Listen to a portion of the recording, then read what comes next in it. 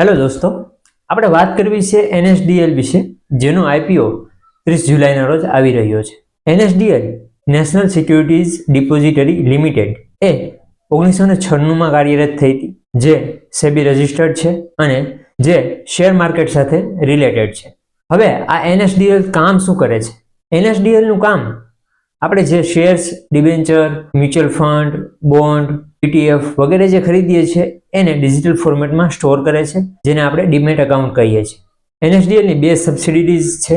NSDL database management limited જે ગવર્મેન્ટને related, KYCને related કામગીરી કરે છે. સાથે સાથે બીજી જે સબસિડિરી છે એનએસડીએલ પેમેન્ટ બેંક લિમિટેડ, એ બેન્કિંગને રિલેટેડની કામગીરી કરે છે.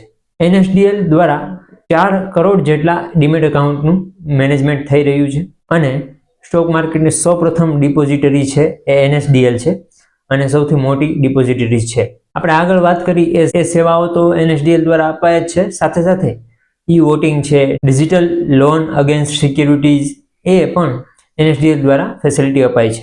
મિત્રો, તમે જાણતા હશો કે 1996 પહેલા જ્યારે શેર્સ આપણે ખરીદતા તો આપણને ફિઝિકલ ફોર્મેટમાં શેર્સનું એક લેટર મળતો.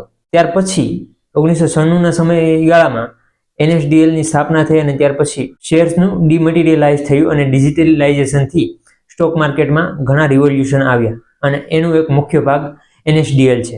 હવે એનએસડીએલનો જે આ આઈપીઓ આવી રહેલો છે એ સંપૂર્ણ રીતે ઓફર ફોર સેલ છે. એટલે કે જે એમાંથી પહેલા જે શેર હોલ્ડરો હતા, જેમાંથી મોટાભાગની બેન્કો છે, જેમ કે IDBI છે, HDFC છે, SBI છે, નેશનલ સ્ટોક એક્સચેન્જ છે, આ બધા એમાં શેર હોલ્ડરો હતા, એ પોતાનો હિસ્સો વેચી રહ્યા છે અને જે શેર માર્કેટમાં લિસ્ટ થશે અને જે પણ મૂડી ભંડોળ ભેગું થશે એ એમને મળશે. એટલે કે આમાં કોઈ નવા શેર્સ ઇસ્યુ થવાના નથી. હવે આ આઈપીઓની સાઇઝ કેટલી છે એ જાણી લઈએ. 4011.60 કરોડ જેટલી આઈપીઓની સાઇઝ છે. પ્રાઇસ બેન્ડ 760 થી લઈ અને 800 સુધીની પ્રાઇસ બેન્ડ છે. એક લોટમાં તમને 18 શેર્સ મળે છે. આઈપીઓમાં અપ્લાય કરવા માટે 30 જુલાઈથી 1 ઓગસ્ટ સુધી આપણે એમાં અપ્લાય કરી શકશું અને 6 ઓગસ્ટની આસપાસ એ લિસ્ટ થશે.